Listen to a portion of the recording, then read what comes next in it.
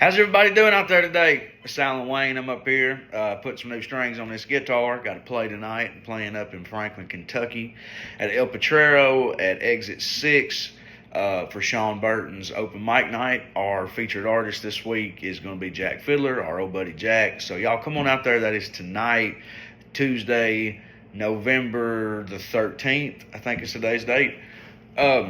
I haven't been on here in a while, guys. I do this little Living the Lines thing, my little sporadic podcast, and it's been several weeks since I put one up here.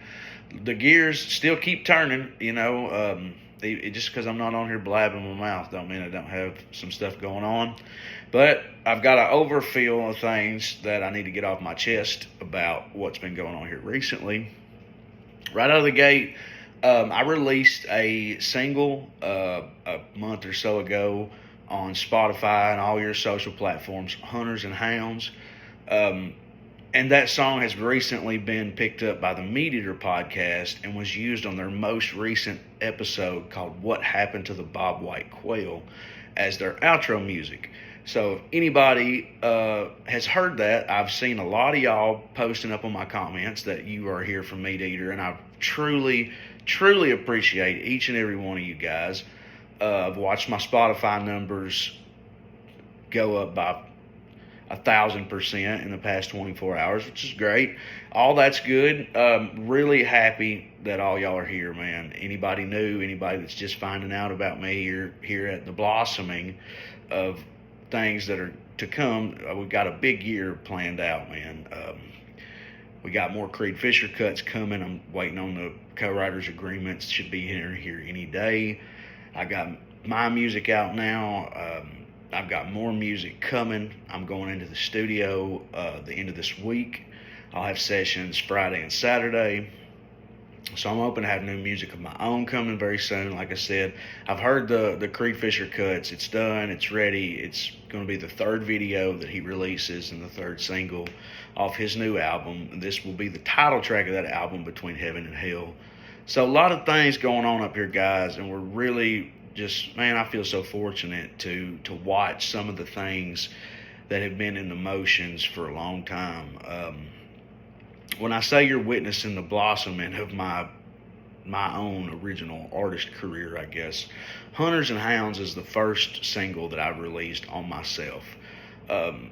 I've been a songwriter for other artists for the past 6 or 7 years, and I've been a musician for other artists for the past decade, a guitar player. I do some of my own stuff, and have some experience opening up for some guys and, just doing my little original sets and songs at these open mic nights like I'm playing tonight. But what really sparked this was the MeatEater Podcast. I can't remember exactly which episode prompted me to submit, but they were on there talking about how there's no songs about coon hunting, really. There's Old Slowfoot by Jim and Jesse. Some other people have done that one too. And there's Old Jimmy Martin, Run Pete Run, which is one of my favorites. And there's other songs like The Bird Hunters by Turnpike Troubadours, which significantly inspired me to write this song. I've had this song probably 4 or 5 years at least, just kind of sitting around and needed a home, and it's not a song that fits in the honky tonks and bars, so it never gets played, and it just needed something. It needed somewhere to be, and I'm very thankful that the song finally has found that with the MeatEater Podcast. I've gotten some great comments how they're coming from MeatEater and they had to hear it again. This song has an interesting story because probably in 2018 or 2019, I played some gigs with a man from Alabama named Jared Hill. And Jared Hill has proved to be one of the most beneficial people to my music career. He's gotten me some big cuts. He's been there for me to listen to songs and give me his true opinion and not just, oh man, that sounds great.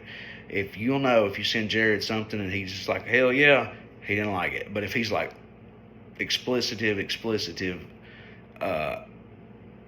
you're on to something, and Jared can see through the mess and the rawness, and he's always been one of my biggest just peers, as far as songwriting and stuff.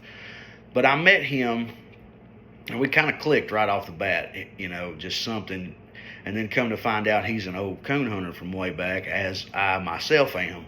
And that really just kind of sparked. And we played a couple of gigs together, and just he went back down south, and I'm here in Nashville, So several months went by, and I had that song that I had been working on, and I was like, well, I'll send it to him. He'll at least appreciate, what I'm talking about, because outside of my old coon hunting circle that I had back in high school and just after, I don't run into a ton of people familiar with the sport of hunting dogs and coon hunting and stuff. So Jared was one of my very first people to hear that song.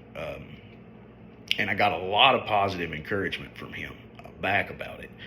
And I was like, well, if I got more songs, if you're willing to hear them, sure. So I got him together 3 rough track demos, I think. And man, I think out of that batch of songs that I sent him, 2 of those songs ended up getting cut by Creed, and we're real thankful to have that, because he's just done wonders for my songwriting career, just having that little stamp of approval by Creed, a national touring act that's, Lowdown's sitting at about 5 million streams now. Lowdown and Lonesome, for y'all that's new, go check it out. It's a song I wrote for Creed Fisher with my old buddy Jared Hill.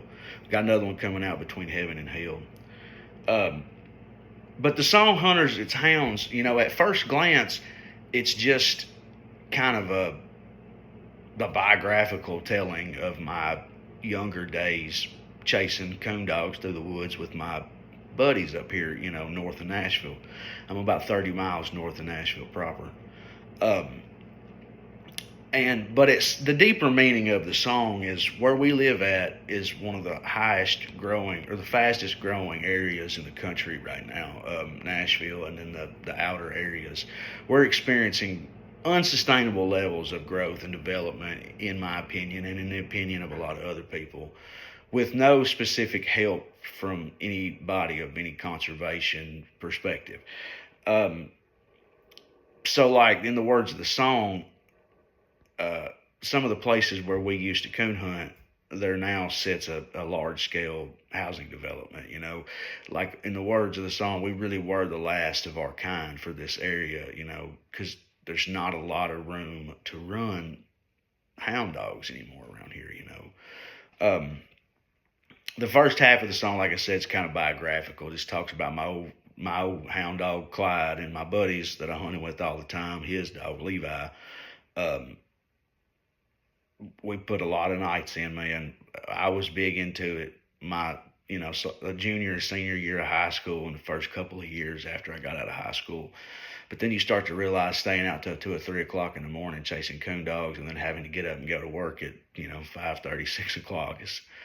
And then we were constantly running into people that are moving in here from other areas, California, in particular.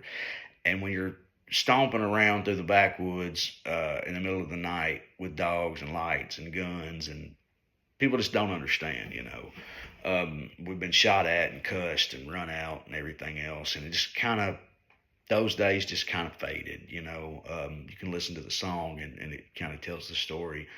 But one of the other interesting things that I wanted to try to point out from that time period is some of the most colorful characters that I have experienced. One of them being an old black man that we would hunt with, Henry Dickerson, and he's from over across the Kentucky state line. We'd go over there and get him, and he would hunt with us. He was an old man and not all that capable of getting around too great like we were. We were in our fresh 20s, and like I had a pretty good walker dog, and my buddy had a pretty good walker dog, so they would always check back in, But you would get Henry, and we'd be sitting there at the end of the night, and we're just like, our dogs are in the box. We're like, Henry, where's your dog at?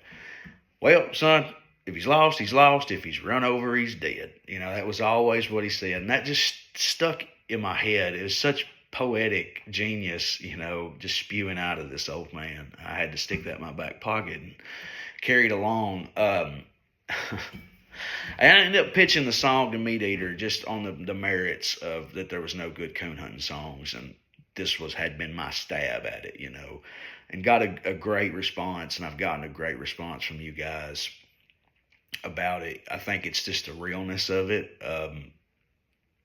The realest songs always find a way, one way or the other. A good real song that's meant to be something against all odds will find its way. And these are songs that I've come up with out of my head, at my home here, and now is getting exposed to the world. It's a crazy experience, you guys, watching all this stuff come full circle with Jared, and just these songs that we've put together, and we've got to other places, and let the songs establish themselves. They're like children, man, running free out in the world. It's incredible to sit back and reminisce. It's been a slow burn over the past few years, but looking back, I've put in thousands of miles down the highway, man, with this old guitar nearby. And that's all I've ever dreamed about my whole entire life. All I've ever wanted to be was, a guitar playing, half-assed cowboy, and I'm all guitar and no cattle, so I'm like a 6-string cowboy, I guess, which I'm fully content with at this point, you guys. I'm sure I'm missing a dozen things. Like I said, I'm going into the studio this week. I should have an update on some of that. It's going to be a great time, man. It's going to be a great time. Until then, please, anybody that's willing, you can check me out on all the streaming platforms, Alan Wayne, anywhere you get your music. You can check me out on the social platforms, _Alan Wayne, TikTok, Instagram. There's a Facebook page. Alan Wayne Music at Gmail. If anybody wants to get in touch with me directly, if you're just, for anything that you might want to say hi, or just, you might want to book me for a gig. I do everything. I've been in all aspects of this business in the past 12 years. I'm a publisher for myself and my other artists that I've released on our record label. Side note, sorry, MeatEater, I got you a copyright strike for playing my song. We're trying to get worked out. I spent all day Monday, instead of getting to really enjoy, just the breath of fresh air that having something like that happen allows you for the day. You're just like, oh, I don't have to try to write a new song today. I can just relax on my merits for the day, at least, I didn't get to do that because I was bright and early the next morning. Their producer was calling me, and I seen a New York number. I never answer the phone for anybody, but I seen a New York number, and I'm like, this might be Harry Styles, or not Harry Styles, the talent agency. I can't remember the damn name of it, but I'm like, this might be my big break, man. They're calling me for a publishing deal, Warner Chappell or somebody, No, it was the MeatEater Podcast producer being like, Alan, you got a copyright strike for playing your silly little coon hunting song. I apologize for the inconvenience, and we're still trying to work through that. It's a process that being an independent, you have to handle on your own. I don't have producers and publishers and stuff that I can just call managers to reach out and handle these things for me. Hopefully one day, it would be well worth the percentages. I think that's all I got today, guys. I just wanted to jump on here and just, for anybody new, just kind of let y'all know that I'm happy to have you. And if you stick around, we got some more stuff coming. Until I see y'all down the road, y'all take it easy.